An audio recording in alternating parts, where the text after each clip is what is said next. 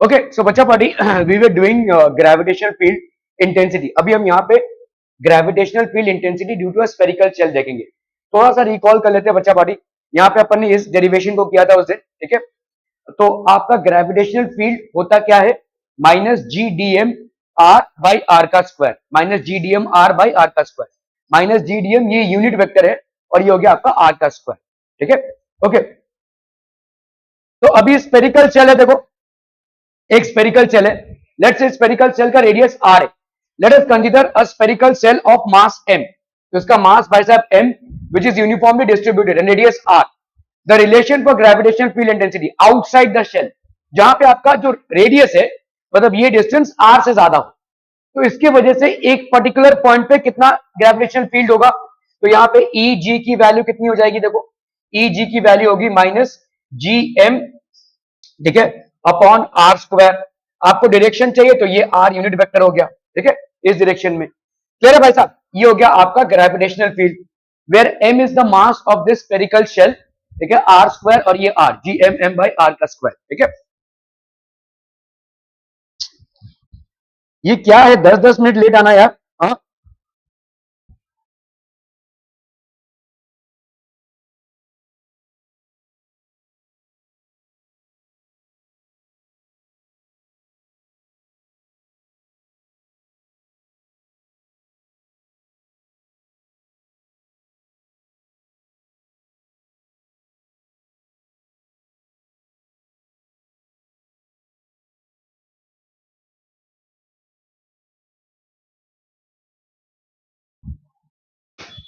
Okay at the surface, अभी हम यहाँ पे देखो बात कर रहे हैं किसकी, ई जी हो गया minus G M by are square, ये हो गया आपका आर, ठीक है। Okay at the surface, at the surface R is equal to R है तो आप भाई साहब यहाँ पे क्या बोल सकते हैं, gravitational field intensity at the surface of a spherical shell is given by ये E G is equal to minus G M by are square और ये, ठीक है, at the surface. Inside the surface, inside the shell, ठीक है, अगर समझ लो कोई पॉइंट हम ले रहे हैं, since there is no mass inside the spherical shell there is no gravitational field. भाई साहब एक शेल है ना, इसके अंदर कोई मास नहीं है, जो मास है इसके बाउंड्री पे है। ये एक शेल है जो बाउंड्री पे है, मास है, मास अंदर तो कोई मास नहीं है, ठीक है। Since there is no mass inside the spherical shell there is no gravitational field inside it, so E net की वैल्यू क्या हो जाएगी भाई साहब, zero. This will be equal to zero, ठीक है। Okay the graph between E G and R, ठीक है, तो अगर आपका भाई साहब graph between E G and R देखोगे तो क्या हो जाएगा, देखो यहां तक आपका भाई साहब क्या है, यहां तक कोई भी आपका ग्रेविटेशनल फील्ड इसके सेंटर की वजह से नहीं है, जीएम बाई आर कर। यहां पे भाई साहब आप जैसे जैसे जाते जाओगे तो आपका भाई साहब कम होता जाएगा, ये आर स्क्वायर बढ़ता जाएगा, आर स्क्वायर बढ़ता जाएगा तो ग्रेविटेशनल फील्ड कम होती जाएगी, ठीक है। That is how it is going to be. Okay gravitational field intensity due to a solid sphere. अभी हम आते हैं सॉलिड स्फीयर में, इसके पहले हमने हॉलो स्फीयर लिया हुआ है। सॉलिड स्फीयर और हॉलो स्फीयर में क्या डिफरेंस है, डिफरेंस ये है कि जैसे ही आप अंदर आते हो तो अंदर के मास को इग्नोर नहीं कर सकते आप, ठीक है। Let us consider a solid sphere of radius r and mass m which is uniformly distributed. The relation for gravitational field intensity, अभी आप जब बात कर रहे हैं r की, इसका ग्रेविटेशनल फील्ड इंटेंसिटी कितना हो जाएगा, सिंपल भाई साहब ई जी की वैल्यू कितनी हो जाएगी, minus G M by are square, ये r ई जी की value minus G M by are square to R, ठीक है। ओके अगर आपका एट द सरफेस हो गया तो भाई साहब कितना हो जाएगा, minus G M by are square R, ठीक है। ओके इनसाइड, जैसे ही आप इनसाइड आते हैं तो भाई साहब यहां पे क्या हो जाएगा, देखो ध्यान से देखो, समझ लो ये वाले का रेडियस कितना है, ये वाले का रेडियस है आर, ठीक है, ये वाले का रेडियस है आर। तो अभी आप देखो जब आपका स्पीयर है, ठीक है, जब स्पीयर का रेडियस आर है, ठीक है, तो आपका मास है एम, मतलब स्पीयर का वॉल्यूम और ये आपका मास। स्पीयर का वॉल्यूम कितना है, देखो 4/3 पाई आर क्यूब, तो इसका मास है एम, ठीक है, कह रहे तो स्पीयर का वॉल्यूम अगर 1 होगा तो ये क्या हो जाएगा, M by 4/3 pi R cube. अगर स्पीयर का रेडियस हुआ आर तो ये हो जाएगा कितना volume, 4/3 pi R cube is equal to M by 4/3 pi R cube into 4/3 pi R cube. क्या ये समझ में आ रहा है भाई साहब, ठीक है। तो ये 4/3 पाई ये हो गया आपका कितना, एम आर बाई आर का cube, M R by R का क्यूब, ठीक है, समझ में आ रहा है।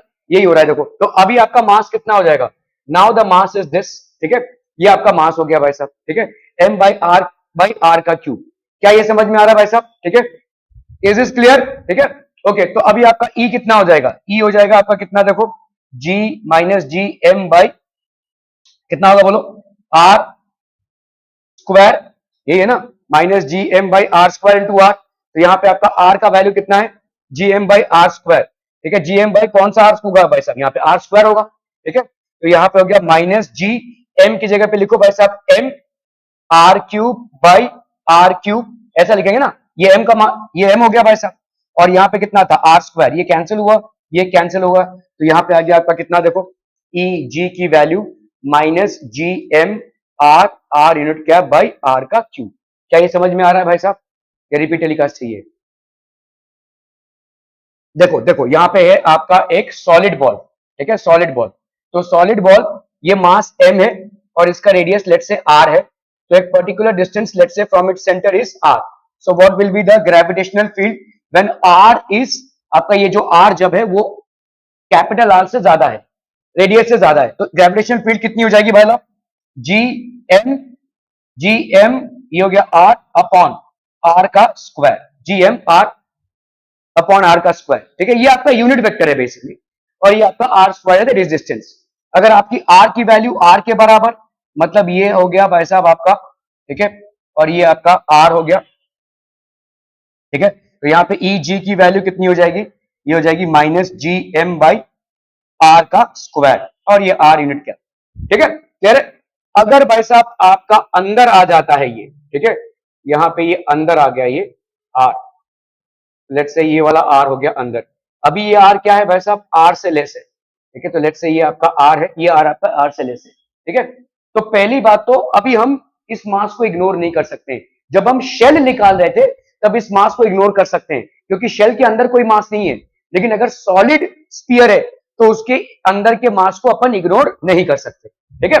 ओके, तो इसका भाई साहब कितना हो जाएगा देखो, यहां पे अगर हम वॉल्यूम, ये हो गया हमारा मास, अगर वॉल्यूम है 4/3 पाई कैपिटल आर का क्यूब, तो मास है m, वॉल्यूम है 1, तो ये कितना हो जाएगा भाई साहब, m बाई 4/3 पाई आर का क्यूब।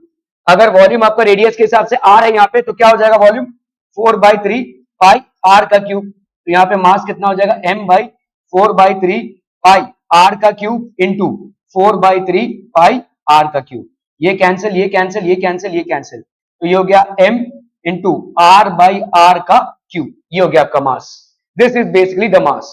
क्लियर है, समझ में आ रहा है, ओके। तो यहाँ पे ई जी की वैल्यू कितनी हो जाएगी, ई जी की वैल्यू भाई साहब हो जाएगी आपकी minus G M by R का स्क्वायर इंटू आर कैप, तो यहाँ पे हो गया माइनस जी एम की वैल्यू यहाँ पे कितनी हो गई बोलो, M R cube by R cube, M R cube by R cube, और इधर कितना हो जाएगा, आर स्क्वायर की जगह पे हम लिखेंगे आर का स्क्वायर, ठीक है, और ये आर यूनिट कैप, ठीक है, तो यहाँ पे ये पूरा गया, ये पूरा गया, तो यहाँ पे आपका कितना आ जाएगा minus G M R R cap upon R का क्यूब, ये हो जाएगा आपका gravitational field when R is less than R. Clear है, समझ में आ रहा है भाई साहब ये, ओके।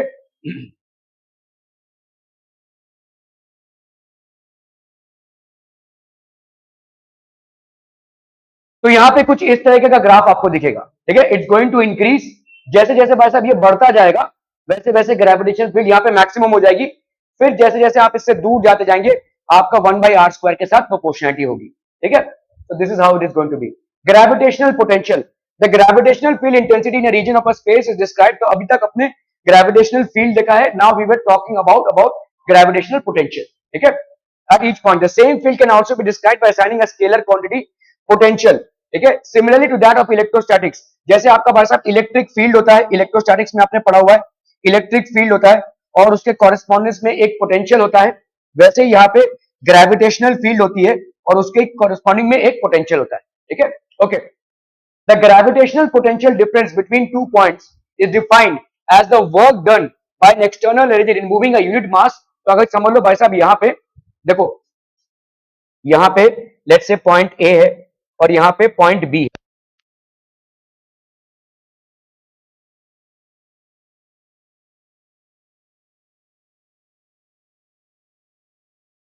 तो यहाँ पे देखो gravitational potential at a point is defined as the work done by an external agent in moving unit mass from infinity to that point. ठीक है, infinity to that point. तो अगर समझ लो भाई साहब B A minus B B, तो अभी देखो यहाँ पे ग्रेविटेशनल पोटेंशियल, अगर आपका कोई ऑब्जेक्ट है, इस ऑब्जेक्ट की वजह से यहाँ पे लेट से बी ए है और यहाँ पे लेट से बी बी, ठीक है। अभी आप किसी ऑब्जेक्ट को मूव कर रहे हैं यहाँ से यहाँ, तो work done in moving the object from A to B, let's say work done in moving the object from A to B upon unit mass, let's say object का मास है unit mass m, this will be equal to the gravitational potential difference between A and B, ठीक है, that will be between A and B. अगर यहाँ पे भाई साहब आपने समझ लो, तो यहाँ पे अगर ऐसा है, लेट से ये है आपका बेसिकली ए और ये आपका बी, तो ए से बी की तरफ मूव कर रहे हो, ठीक है, तो यहाँ पे क्या हो जाएगा बोलो, वही B A minus B B is equal to work done in moving from A to B upon M. इसी तरह से अगर ए की वैल्यू इंफिनिटी हो जाए तो यही हो जाएगा ग्रेविटेशन पोटेंशियल एट बी, ठीक है, तो V at A will be equal to work done from infinity to reach at a upon m, ठीक है, potential at a, the gravitation potential at a point is given by this, ठीक है, okay, so let us find the gravitation potential due to mass m at a point a, which is a distance r from a mass m. We know that the gravitation potential at a point is a work done by external agent per unit mass in bringing the unit mass from infinity to that point. Let us consider mass m at infinity. It is brought from infinity to a point a very slowly without a change in its speed by applying an external force. तो आपका Vg plus V external is equal to kinetic energy, है ना, by the work energy theorem. तो Vg की value बच्चा कितनी हो जाएगी, minus work done extension, okay, ना डिस्टर्ब होता है ना, पूरा सिंक ही बिगड़ जाता है, ओके। यहाँ पे m है और प्लस आप लोगों का ना ये डिसइंटरेस्ट मुझे समझ में नहीं आ रहा है, एक कभी भाई साहब क्यों ऐसा हो रहा है कि चलिए इनका तो मुझे समझ में आता है, कॉलेज आप लोगों का एक कभी अटेंडेंस इंटैक्ट नहीं है, क्यों, एक वीक अटेंडेंस आपका नहीं मेंटेन हो रहा है, is this so much of disinterest and boring out here. Science छोड़ दो भाई साहब, फिर वो एक ने छोड़ा है उसकी तरह आप भी छोड़ दो, किस लिए आप एब्सेंट थी सैटरडे को, बाहर गई थी, बाहर जाती रही आप, गहना लगना पता नहीं क्या कैसे, तो आपको फुर्सत नहीं मिलती है, तो मतलब मुझे कोई मोटिवेशन ही नहीं मिलता है आप लोगों को पढ़ाने का, हर रोज एब्सेंटिज्म, हर रोज। टीचर क्या ही पढ़ाएगा यार, तुम टीचर को मार रहे हो पूरा उसका,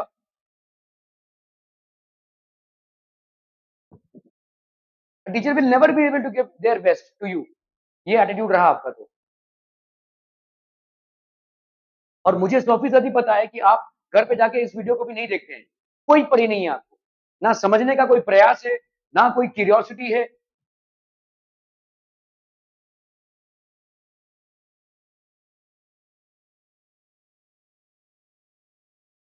Let us find the gravitational potential due to mass m at a point A, which is at a distance r from the mass m. We know that the gravitational potential is the work done by an external energy per unit mass in bringing unit mass from infinity to that point. Infinity से उस point पे लाने के लिए. Let us consider a mass m at infinity. तो अगर समझ लो mass m है, वो infinity पे है. It is brought from infinity to point very slowly without a change in its speed. ठीक है? तो infinity से हम ला रहे हैं इस point पे without a change by applying an external force equal to magnitude of gravitation attractive force acting on the mass m due to mass m, ठीक है, तो by the work energy theorem Vg plus V external ये हो जाएगा आपका kinetic energy, Vg की value हो गई V external, ठीक है, समझ में आ रहा है ये भाई साहब, okay. Also, as the gravitational force is conservative, the external force is also conservative. For a conservative force, the work done in a closed path is zero, ठीक है, तो V external from A to infinity will be equal to work done from moving external A to infinity will be equal to minus of work done moving from external infinity to A, ठीक है, ये हो जाएगा भाई साहब, okay. अभी जैसे कहा देखो यहाँ पे A external to infinity, F external into dx, work done क्या होता है, फोर्स इनटू डिस्प्लेसमेंट r से लेकर इंफिनिटी तक। भाई देखो यहाँ पे कोई बॉडी है, ये कोई बॉडी है, ये आपका r डिस्टेंस पे है, अभी आप इसको लेकर जा रहे हो भाई साहब कितने डिस्टेंस तक, इनफाइनाइट डिस्टेंस तक, r डिस्टेंस पे है, ये इनफाइनाइट डिस्टेंस पे लेकर जा रहे हो, ये लेट से आपका भाई साहब a है और ये इंफिनिटी है, तो work done from moving from a to infinity will be equal to r से लेकर इंफिनिटी तक f एक्सटर्नल dx, ठीक है, तो ये हो गया work done external A to infinity, ये कितनी हो जाएगी भाई साहब आपकी आर से इंफिनिटी तक जी एम एम, ये हो गया आपका फोर्स है कि नहीं, x square into D x. क्या ये समझ में आ रहा है भाई साहब? ठीक है, सिंपल आ रहा है। तो वो ये आपका छोटा सा dx, छोटा सा dx अगर डिस्टेंस में मूव करूं तो उसमें कितना वर्क डन होगा, फोर्स जो इस पे लग रहा है G M M by X square into D X. अभी ये डिस्टेंस आपका कहां से कहां तक है, आर से लेकर इंफिनिटी तक, तो आर से लेकर इंफिनिटी तक। क्या ये समझ में आ रहा है भाई साहब? अगेन ठीक है, देख लो भाई साहब, ये आपका एक ऑब्जेक्ट है, ठीक है, एक ऑब्जेक्ट है जिसका मास है कैपिटल एम, ये एक ऑब्जेक्ट है जिसका मास है स्मॉल एम, दोनों के बीच में है आर। ठीक है, आप भाई साहब इस ऑब्जेक्ट को इनफाइनाइट डिस्टेंस तक लेकर जा रहे हैं, तो ये आपका ऑब्जेक्ट ए है और ये आपका हो गया इंफिनिटी। ठीक है, external work done from A to infinity, ठीक है, this will be equal to R से लेके infinite F external,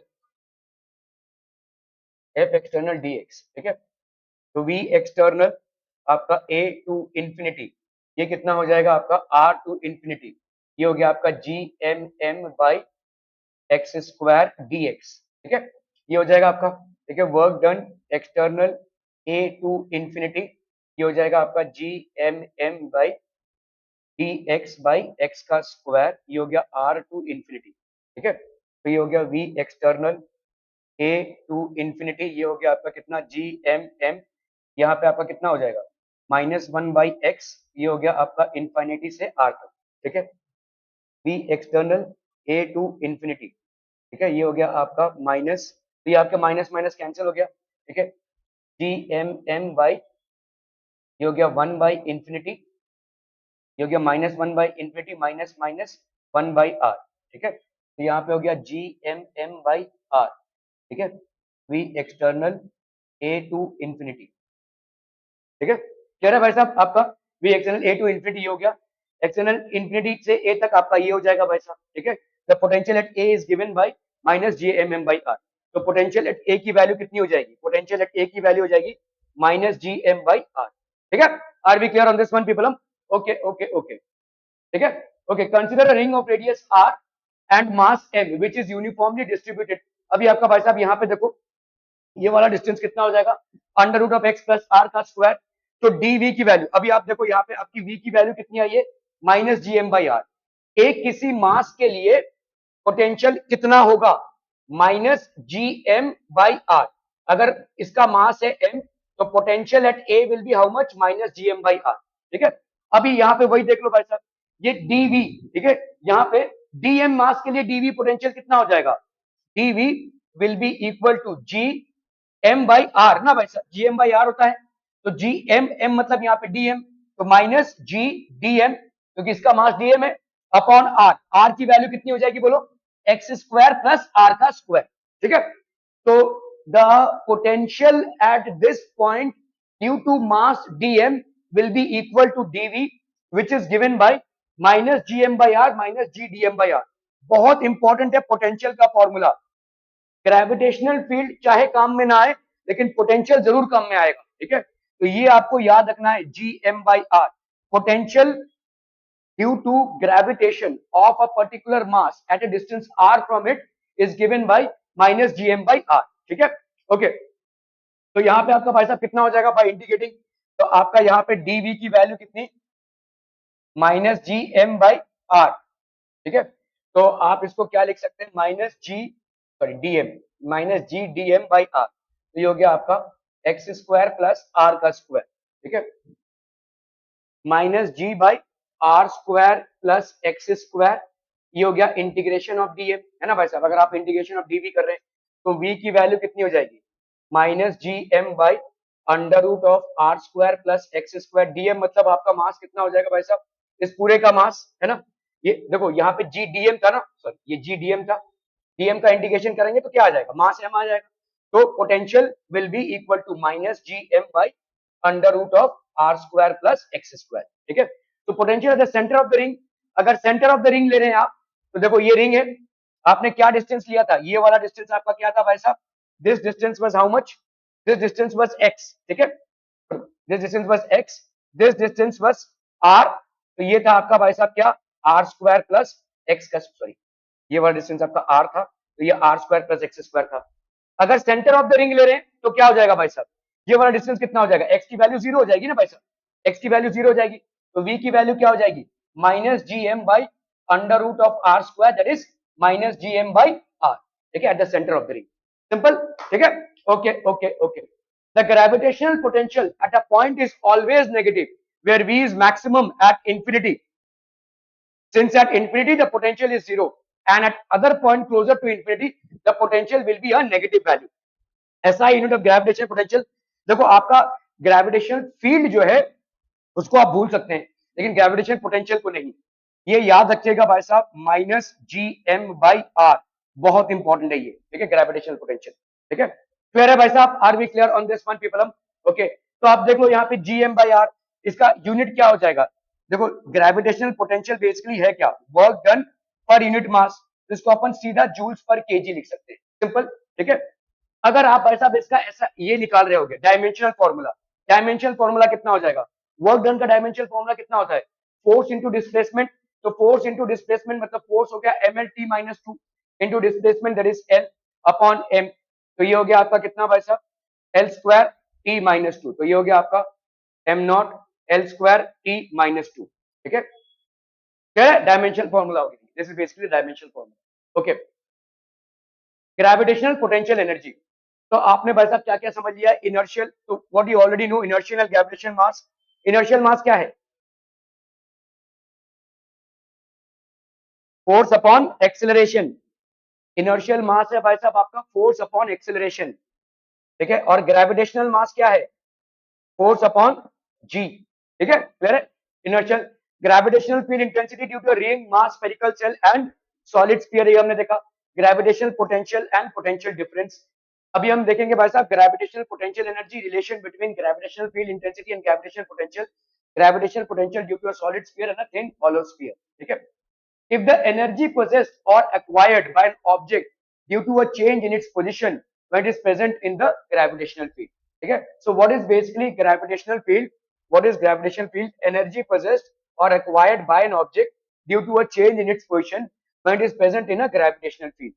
Similar to electrostatics, absolute potential energy cannot be defined in gravitation. However, the potential energy difference between 2 points can be defined. ठीक है, दो points के बीच में हम define कर सकते हैं. The gravitational potential energy is defined for a system of masses. The change in the potential energy of a system can be defined as the work done by an external agent in changing the system from its initial configuration to its final configuration. So let's say ये आपका initial configuration है, ये आपका UI हो गया M1 M2, ये आपका final configuration हो गया आपका UF M1 M2, ठीक है, क्लियर है भाई साहब, okay. Let us consider two masses M1 and M2 initially separated by a distance. Let the initial potential energy of the system be UI. Finally, the masses M1 and M2 are brought closer as compared to the initial separation by an external agent. Let the final potential energy of the system be UF as shown in the figure. Let us assume that the final configuration is achieved by keeping masses M1 fixed at its position and bringing mass M2 from initial configuration to the final configuration. Let M2 is brought slowly without changing its speed. So delta Ke की value भाई साहब आपकी 0 है. By applying an external force equal to the magnitude of gravitation attractive force acting on it due to mass M1. Also the force applied is in the opposite direction. Therefore change in potential energy of the system कितना हो जाएगा आपका? Delta U will be equal to UF minus UI, है ना? So change in potential energy is equal to the work done by the external energy. तो आपका देखो change in potential energy, work done by the external agent. Kinetic energy अभी भी आपका 0 है, ठीक है?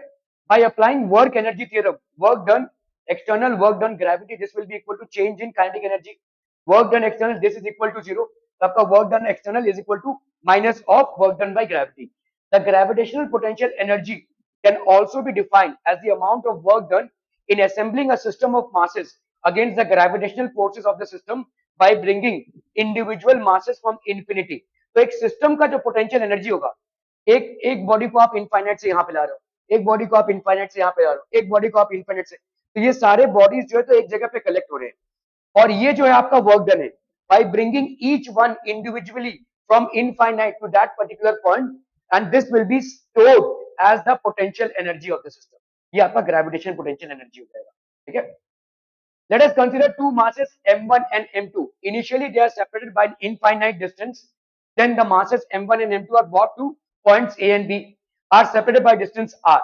as shown in the figure. Let us assume, तो आपका भाई साहब यहाँ पे दिया हुआ देखो m1 और m2, पहले ये इनफाइनाइट डिस्टेंस पे थे, अभी हम इनको लाते लाते एक r डिस्टेंस पे ला रहे हैं, ठीक है. Let us assume that the potential energy at the infinity is zero, that is ui, u infinity is equal to zero. For bringing the first mass m1 from infinity to pointer, external work is not required, ठीक है. Since there are no other masses in the vicinity, the work done is zero. क्यों? देखो अभी हम ना ऐसे देख रहे हैं, समझ लो ये नहीं है, अब इसको यहां से यहां ला रहे हैं, तो किसी भी फोर्स के अगेंस्ट हम काम नहीं कर रहे हैं, कोई फोर्स एग्जिस्ट नहीं कर रहा है. We are just assuming that m1 is an isolated mass, so there is no mass around it, because of which you don't have to work against any force. So what will be the work done? Work done for bringing the mass m1 from infinity to point A will be zero. m1 मास को infinity से point A में लाने के लिए work done कितना हो जाएगा? Zero, क्योंकि उसकी विसिनिटी में कोई और मास एग्जिस्ट नहीं कर रहा है. अगर उसकी विसिनिटी में कोई मास एग्जिस्ट नहीं कर रहा है, obviously there will be no gravitational force existing, ठीक है. Okay, now for bringing the second mass m2 from infinity to point b very slowly without changing its speed, some external work has to be done. Since b is the vicinity of mass m1, the potential, अभी देखो potential at b कितना हो जाएगा? g m1 by r, ठीक है. The work done कितना हो जाएगा? From infinity to B will be equal to VB into m2, क्योंकि आपको मालूम है भाई साहब, work done infinity to B upon mass is equal to potential of B, ठीक है, ये होता है. तो work done in bringing the mass from infinity to point B will be equal to potential at B into M. अभी ये जो potential at B है, it is due to A, it is due to A which is having mass A and at a distance r, ठीक है. तो ये कितना हो जाएगा भाई साहब? अभी अपने को मालूम है पोटेंशियल एट ए क्या हो जाएगा? Minus G M A by r M one let say upon r. तो जी एम वन, ठीक है, तो यहाँ पे कितना हो जाएगा? ये वाला हो गया आपका एम टू, तो G M one M two by are, ठीक है. क्लियर है भाई साहब? Okay. The change in potential energy, तो पहला पोटेंशियल एनर्जी क्या था भाई? इसका था जीरो, और इसका भाई साहब, तो आपका भाई साहब यहाँ पे इंफिनिटी टू ए कितना है? जीरो है, और यहाँ पे इंफिनिटी टू बी है, तो यहाँ पे आपका देखो final energy minus initial energy, initial energy of the system कितना था? जीरो, ठीक है. Work done in bringing infinity to A is zero, and work done in bringing from infinity to B is minus G M M by two by are, ठीक है. तो ये और ये कैंसिल हो गया, तो आपका ये आ जाएगा, देखो u final will be equal to minus G M one M two by are, ठीक है. ये हो जाएगा potential energy of the system, ठीक है. दो चीजें बहुत खास कर याद रखिएगा. Potential at a point due to a mass is minus gm by r, where m is the mass of the body and r is the distance from the body. And if there are two masses m1 and m2, if there are two masses m1 and m2 which are separated by distance r, then the potential energy of this system, the gravitational potential energy will be g m1 m2 by r. ये भाई साहब होगा आपका minus में, minus ji m1 m2 by r, ठीक है. Are we clear on this one people? Okay, thank you so much for your valuable time today.